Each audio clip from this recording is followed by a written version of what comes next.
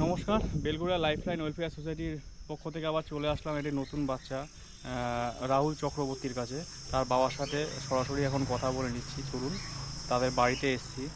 এখন বাচ্চাটি এখন ট্রিটমেন্টে একটু ছুটিতে বাড়িতে এসছে। চলুন সামনাসামনি গিয়ে দেখিয়ে দিচ্ছি আর কথা বলে নিচ্ছি। বাচ্চাদের ব্লাড ক্যান্সার হয়েছে। চলুন। নমস্কার, আমরা বেলঘুরে লাইফলাইন ওয়েলফেয়ার সোসাইটির পক্ষ থেকে আবার আমরা একটা নতুন বাচ্চার কাছে এসেছি। এই সেই নতুন বাচ্চা যার নাম রাহুল চক্রবর্তী, বাচ্চাটির বাবা। নমস্কার, আমার নাম সুইচ চক্রবর্তী। বাচ্চাটি বিগত কতদিন হলো ক্যান্সারে আক্রান্ত? তো ক্যান্সার হয়ে গেছে প্রায় বছরখানেক। 1 বছর। ট্রিটমেন্ট কোথায় চলছে? নিউ টাউন টাটা মেডিকেল, কলকাতায়। Kolkata new town tata medical. Estimate খরচা কত? 8 লাখ দিয়েছে। 8 লাখ টাকা। তো আমাদের কাছে আবেদন রেখেছেন বেলঘুরে লাইফলাইন ওয়েলফেয়ার সোসাইটির কাছে। তো আমরা আবার নতুন বাচ্চা রাহুল চক্রবর্তীকে নিয়ে আমরা এই মাস থেকে আবার কাজ চালু করব। আপনারা যারা যারা আমাদের পাশে আছেন অবশ্যই একটু থাকবেন। আপনারা পাশে থাকবেন। আপনি কি করেন দাদা? আমি এই বাগানে আমার নার্সারি আছে, নার্সারি। এই নার্সারি? হ্যাঁ। ইয়ে সবাই দেখছো, ওই যে বাচ্চারা বাবা নার্সারির কাজ করে বাগানের। ঠিক আছে, এইখানেই ওনার বাড়ি, এইখানেই থাকে। তো অতএব ট্রিটমেন্ট কবে থেকে চলছে? ট্রিটমেন্ট চলছে প্রায় 9 মাস বছর সামথিং। 9 মাস বছর ধরে। 9 মাস বছর। তো আমাদের কাছে কি আমি দেখেছি আবেদন করছি, বাস আপনি পাশে থাকুন। আমি এটাই চাই, আপনার বাসে একটু সাহায্য করুন। আমি আপনাদের ফেসবুকে দেখেছিলাম, খুব আপনারা হেল্প করেছেন, তাই জন্য আপনাকে কন্ট্যাক্ট করেছিলাম আপনাকে। আচ্ছা, আর কোথা থেকে হেল্প পেয়েছেন? হেল্প পেয়েছি কোথা থেকে? আমার গ্রামের সাপোর্ট পেয়েছি। আচ্ছা, টাটা মেডিকেল থেকে? টাটা মেডিকেল কিছু আমাকে একটা ফান্ড দিয়েছে, টাটা মেডিকেল ট্রাস্ট যেটা বলে সেটা আমাকে। আর সরকারের থেকে? সরকারের থেকে পেয়েছি চিফ মিনিস্টার ওই মমতা ব্যানার্জি যে ফান্ডটা, ওটা পেয়েছি। কত টাকা পেয়েছি? ওটা পেয়েছি 48,000 টাকা। 48,000 টাকা। তো এবার আরেকটা কথা, যে ইনফ্যাক্ট গ্রুপে আপনি কোনো আমি ইনফ্যাক্ট গ্রুপে কন্ট্যাক্ট করেছিলাম, তো সেখান থেকে আমি হেল্প পাইনি।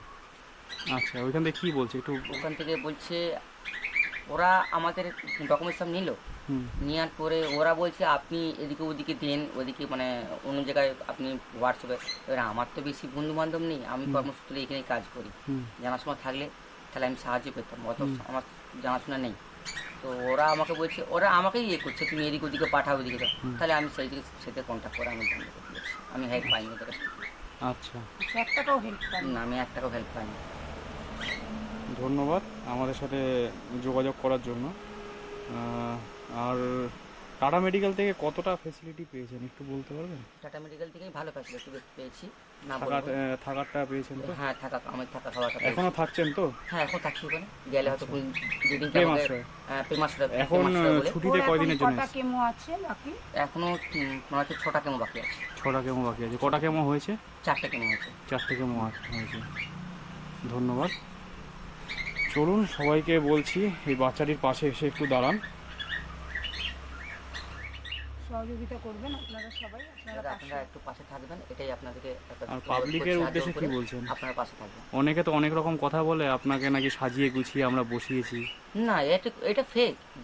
যদি আপনাকে বলে থাকে না, অনেকে বলে আপনাকে নাকি সাজিয়ে গুছিয়ে আমরা বসিয়ে, হ্যাঁ বসিয়ে কিছু মাঝগালে একটা টাকা দেই। যারা জানে না তারা বলবে। এবারে আপনি একটু এটার ব্যাপারে একটু এসে বলুন, আমরা কি আপনাকে সাজিয়ে গুছিয়ে বসিয়েছি? আমি আপনাদেরকে একটা জিনিস বলতে চাইছি, যারা জানে না তারা মিথ্যে কথা কখনো বলো না। এনাদের সঙ্গে কন্ট্যাক্ট করুন।